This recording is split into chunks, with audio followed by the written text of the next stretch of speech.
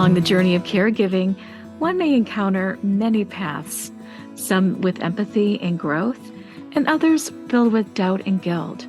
All of these emotions and changes make a bigger conversation that, when shared with their loved one, may lead to a better quality of life. Hello, everyone.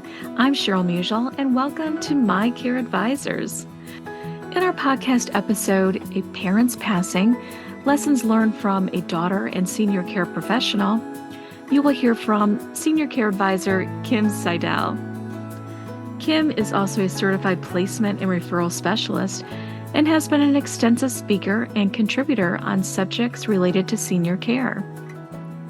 Kim will share her personal experience as a family caregiver and the lessons she's learned along the way.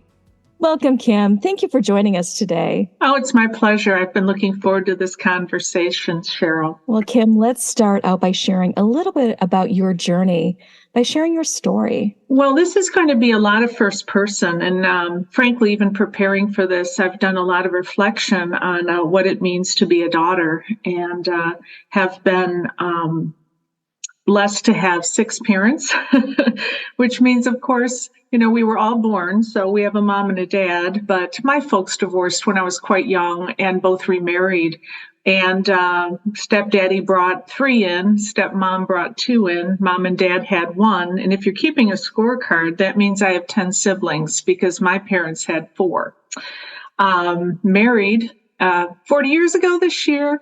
And my husband is one of 9. So that brings us up to 18. So I am in this unique situation where I have mother and father-in-law, which I've called mom and dad for decades, but also my own mother, father, and stepmom and stepdad. And actually, 4 of those 6 have passed already. And so I find myself pondering the brevity of life. And in my work in senior care, I encounter many sons and daughters that have been on a journey that's similar to one that I've walked. So this podcast is going to be a great opportunity for me to share a little bit of first person, maybe validate the people that are listening to say, although you're pioneering this territory, others have gone before you. And also perhaps give you some resources to help with planning for those days that either you're facing now or will come. Thank you, Kim. That's really helped set the story. So let's talk a little bit about the journey that you've been on. Well, I started many years ago when my mother at the age of 59 woke up with a headache and died within a week of a brain aneurysm. She was 59. And at the age of 36, I found myself planning a funeral. My stepfather actually passed 20 years later in the same intensive care unit. I stood in the hallway with my step siblings having a similar conversation to the one that I had with him regarding my mother. And that had to do with last end of life wishes, advance directives.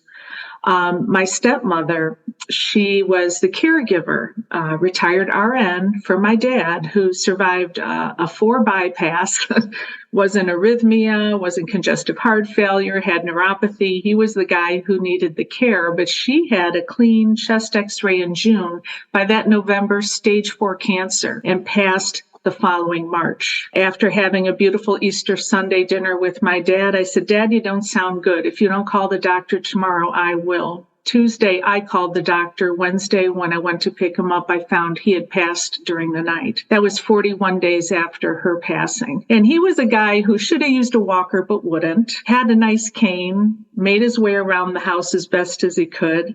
Medication management, although he had multiple meds, the dosing and the timing of that, and often down with a martini. Let's just say he didn't make wise life choices.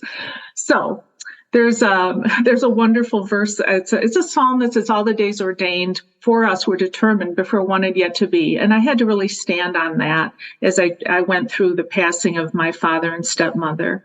But all 4 of those parent experiences, as well as what my husband and I have been through recently with his parents, has caused me to think of the thread that weaves all of those stories together, which is many plan for retirement, but few plan for aging.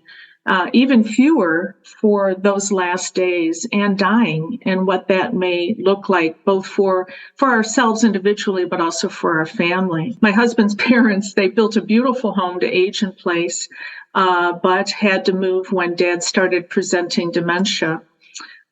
They were in a beautiful new apartment complex, but were asked to leave by management. There's some really fun dad stories in there, including Dad four-wheeling through the mud because he wanted to get to the garden hose. He's a gardener. Their home, their garden was like a botanic garden, but he couldn't do the things he used to do, and he didn't understand. So we moved them into senior apartment with caregivers. And then his dementia presented in a resistance to caregiving, and that was directed to his wife. I mean, of his loving, beautiful wife. So he ended up in memory care community, and he's still thriving. And then Mom had two more moves. Now she's in assisted living. So it's interesting. My husband and I have been in senior care since 2007. We opened a home care company and found ourselves helping families when home was no longer the safest and most appropriate solution. And yet we moved his parents, 4 different times, and now they're in two different places.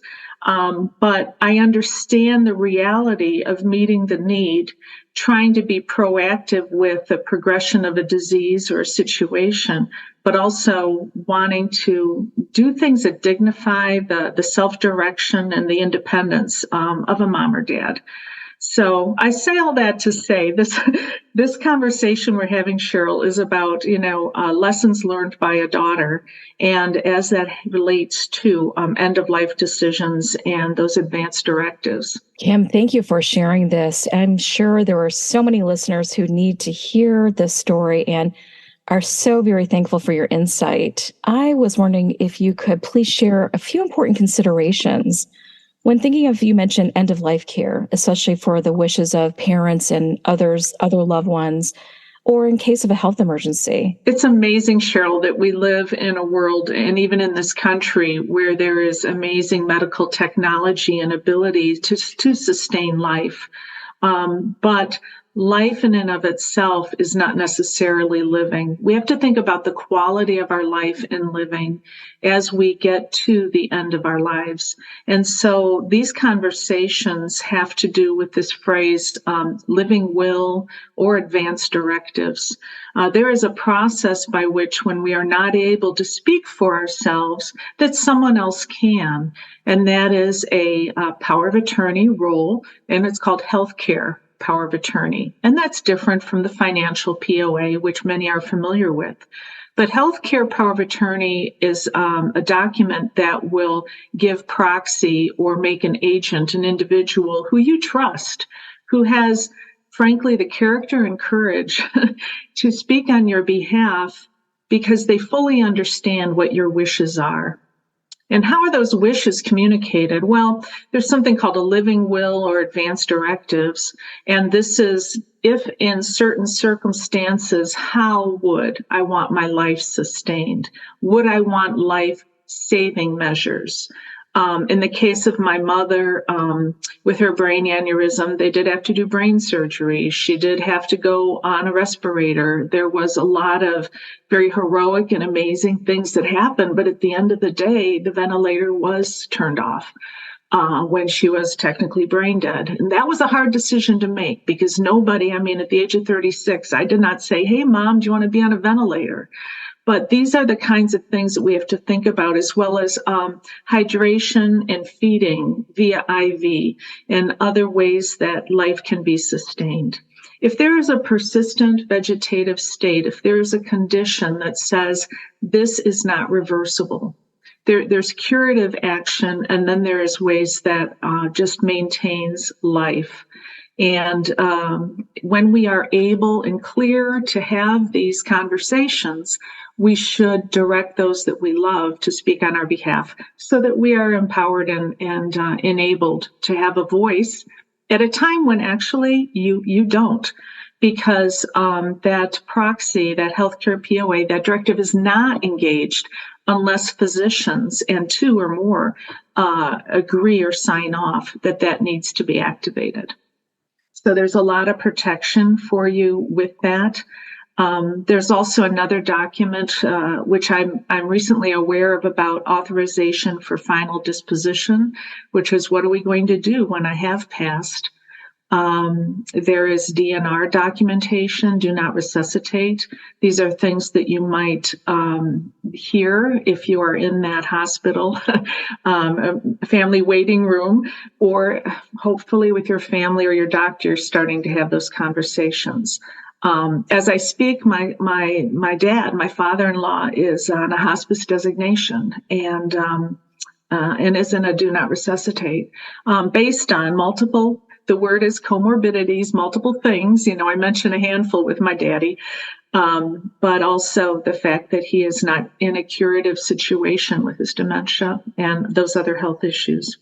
So it's a good time to have those conversations when you are in a clear and calm space instead of, again, in the hospital. You have time for a story? So I mentioned my dad. Love this man. Some of my strength came from that side of the family, but I mentioned he survived a 4 bypass. He had multiple cardiac episodes throughout his adult life. And I remember one day sitting with my stepmother in the cardiac intensive care family waiting room, and we hadn't slept and we hadn't eaten. And finally, someone showed up with a bag of popcorn. We said, okay, we sat there and we're eating out of this bag of popcorn. And what do you say? We didn't know what to say. And we're sitting across from each other. And all of a sudden, between bites of popcorn, she spits out, he doesn't even have a burial plot. And I'm thinking, oh God, what do I say to that? And one thing I knew she liked to do, and she burst out laughing when I said, well, Norma, after this, no matter what happens, I guess we're going shopping. And we used that frame so that when Dad, bless him, he came out of it as strong as ever. But boy, we went shopping. We went to the cemetery. I remember walking around with the map in my hand and standing on pieces of turf going, how about here, Dad? What about this one? We went from there to the funeral home. They pulled the file, prepped everything, obituaries. They're both very involved in their community and Lions Club and other organizations. So who gets notified upon death? Where does the obituary get printed? All those things I didn't think about. But boy, was I glad when that cancer diagnosis happened for stepmom and then subsequent passing of my father. And I will say one more thing about my mom's passing at age 59. That was a tough one, but she and my stepdad had already bought burial plots, which was such a relief, And I think as I, get on the second half of my life, have I fully prepared? The most loving thing I can do is to save those who love me the experience that I had, which was being forced into making decisions on behalf of someone when it wasn't really clear. My stepdad, even having gone through all of that with my mom, he never wrote it down. He never gave his oldest daughter those advance directives. She was healthcare, POA, and financial POA. And one of the 3 kids is like, do everything necessary. And I said, okay, let's think about this. I read an article recently from a doctor, board certified emergency room specialist, and he talked about an experience with a patient with dementia. And she ended up passing 2 days after her entering the ER at that hospital, when the family said, do everything possible to save mom. But mom had advanced dementia. And 2 days later, she had cracked ribs from CPR. She had been intubated.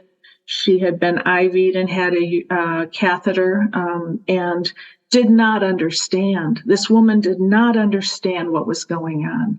So the most loving thing that family could have done, perhaps, and again, these are hard decisions to make, but to have thought about, is it curative? And what would mom really want? That hallway conversation that I had with my step siblings, they understood that this was not reversible. We could sustain life, but it was not in a curative situation. There's something called the dementia directive, which is very interesting.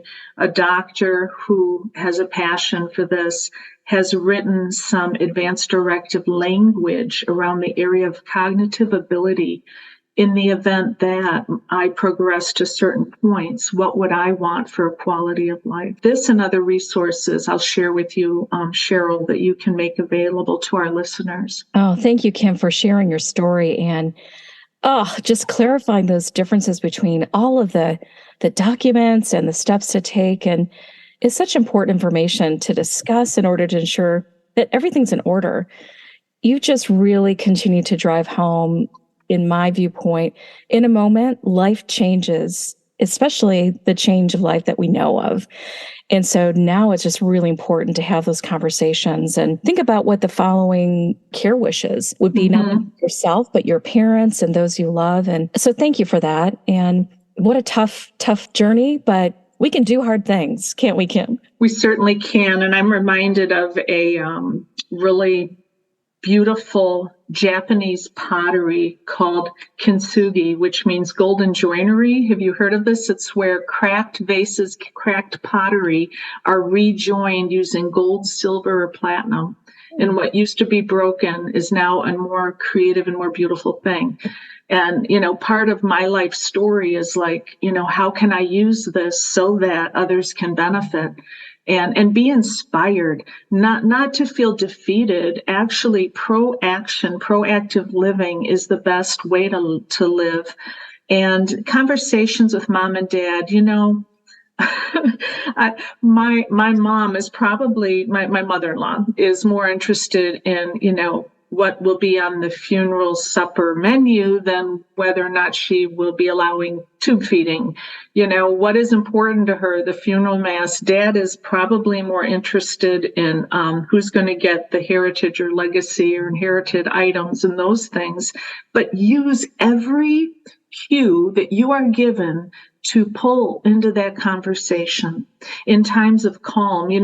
This is being recorded right after the holiday season, and everyone gets very reminiscing and very reflective. And it's a great time to think about, well, tell me about, your parents and where are they buried again? And what do you want? Do you have a place? And follow those.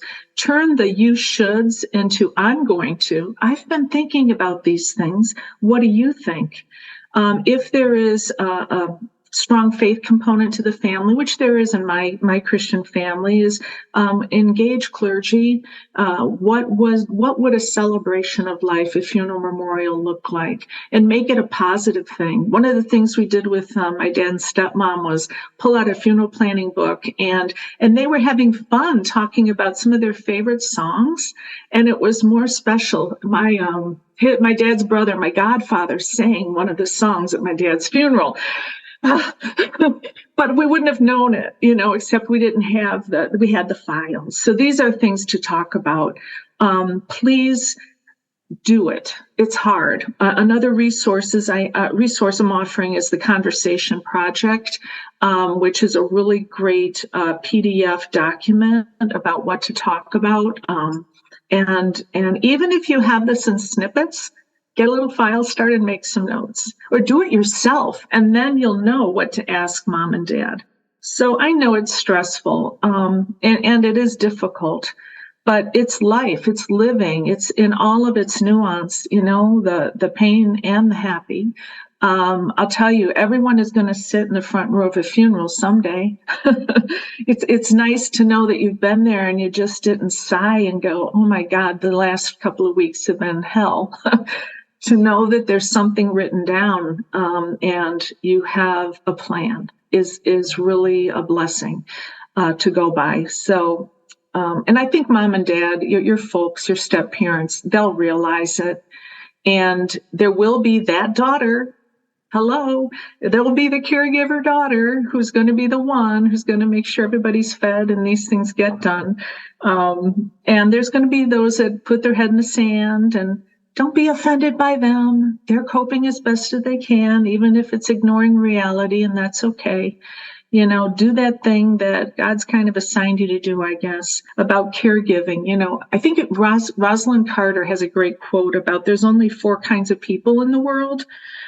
Those who have been caregivers, those who are caregivers, those who will be caregivers, and those who need caregivers. So whether you want it or not, you're going to fit in that category at some point in your life. But if there's one takeaway I want you to have is that there's resources, there's hope, you'll get through it. And it's actually a privilege to be a part of someone's life as they face the end of life, and that they can do it in such a way that brings a celebration and a blessing, both to you and to them. Even with the work that we do as senior care advisors, we help seniors when they are in all kinds of transitions of care. I was wondering, as a senior care advisor, how do you help support caregivers and older adults, especially during these care transitions and for the planning of care transitions? Well, one thing that is universal is life is full of suddenlies. And as we age, be it an injury or an illness, or maybe there's a diagnosis that is a progression of a disease, we all face moments when what used to work doesn't. We face a new normal. And within the world of the work that I do, we tend to intersect those families when their loved one, their senior, is facing a transition of care. And we can get those calls when it's, let's consider options because dad just got the Alzheimer's diagnosis and maybe someday we will. But probably more important, and people are more decisional when they're in that suddenly moment when we have to make a decision. And I joke with my husband, we've been doing this for over a decade. No one wakes up on Monday and says, I think I want to move to an assisted living on Friday. Generally, there's a catalytic event or reason why we need to do this now. So that's where our work as senior care advisors and personally within Care Patrol come into play. So we help those families discern what those solutions could be. Our process is very comprehensive. We do what we call a care discovery. And the big driver, I'm going to throw words at you, but it's acuity and comorbidities. That is, what is your care level? What are your needs? If you have multiple needs, and many do, and that can be as simple as medication management, as I mentioned my dad's story. It can be meals, 3 meals. It can be house cleaning support and bathing assistance or standby. These are called ADLs, or activities of daily living. But we look at what's the care level, because that drives everything. Really, a close second is financial affordability. But we also look at other resources that that senior may qualify for, such as through the Veterans Administration or other products that may benefit the financial ability of them to pay for care. We're looking at values and preferences and geography and many other aspects. Once that is determined, we look at some solutions. So in some cases, honestly, if a wife is a primary caregiver and wants to go across the country to attend her granddaughter's wedding, but the spouse with dementia can't make the trip, we have respite solutions where assisted living communities have rooms that are designated as respite stay. So that is one opportunity. Or if someone is discharging from rehab, but there's not support at home or there's steps and they can't take them yet, whatever it might be, they may move to a respite situation with additional therapy. So that's one. And obviously home care. I entered the world of senior care in 2007 by opening a home care company. And that's usually the first step. We need a little bit of help. Non-medical or companion caregivers, generally that help that is doing the ADLs, and honestly having someone shop and prepare meals is a big support. But medication reminders is huge, and the bathing assistance and those types of things. Home care, obviously, and then assisted living. Within that, there's multiple communities, there's community sizes, there's license levels and specialties, including memory care. And we also intersect with hospice because sometimes a placement into an assisted living or memory care may include a hospice component for additional oversight because that person is facing a non-curative situation but is no longer able to be supported at home. So that's our work. We, as Care Patrol, we look at the care and violation history of those communities before making our recommendations. We'll personally schedule and tour our families, help them with the decision process, help with the placement process, and then post-placement, make sure that it's going smoothly. And what's beautiful about the work we do, we're a national company. We've been here since 1993, doing senior care solutions, but we do not charge our families. So whether we work with a family 5 days, 5 months, a year and a half, we are paid when we bring a pre-qualified new resident to a community and they move in, because honestly, they have marketing budgets and they appreciate the work that we do, because it's not, pardon the word, but it's not a lead. It is a new resident, and we've done all the pre-qualification for them and assisting the family through that process. So can I just say this is an incredibly rewarding work that we do, and I feel like there's a need for what we do right now. Even if you don't know where to go next, that first call to a senior care advisor or to Care Patrol will help direct you in a way that is helpful. And you'll find people like me, other daughters and sons who have probably walked through what you're walking through. So you don't have to go through this alone. Personally, I've been engaged and presented programming with something called 5 Wishes, Advanced Care Planning. It's a beautiful booklet. It talks about the wish of the person. I want to make care decisions for me when I can't, the kind of medical treatment I want or I don't want, how comfortable I want to be, how I want people to treat me, and wish number 5, what I want loved ones to know, which has to do how do I want to be celebrated. I love that. I did mention the Conversation Project, which is also very good. And Mayo Clinic has a great resource on living wills and advance directives. So I know, Cheryl, you're going to make all these available to our listeners. Oh, thank you, Kim, for sharing, really how you and other Care Patrol local senior care advisors help to support so many individuals and families at no cost. And also these amazing resources. Love the 5 Wishes.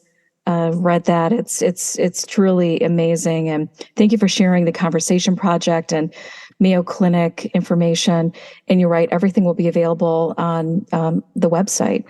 So I just wanted to end and ask you, you have so many amazing stories to share with families, and I'm sure our listeners really appreciated everything you've shared today. Any other stories that you like to? I mentioned this suddenly in life where what used to work doesn't. And we just recently, a few weeks ago, my husband and I sat with his dad singing Christmas carols and eating smoked salmon in the memory care unit that he's in. And I remembered what started all of that, which was a sump pump that didn't work. The basement flooded, of all things.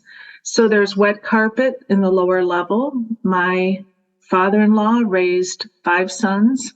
3 of them are within a 20-mile radius, but he was carrying wet carpet up out of the basement and fell and literally broke his femur. And what's interesting about people as we age, any crisis of healthcare can create a new normal.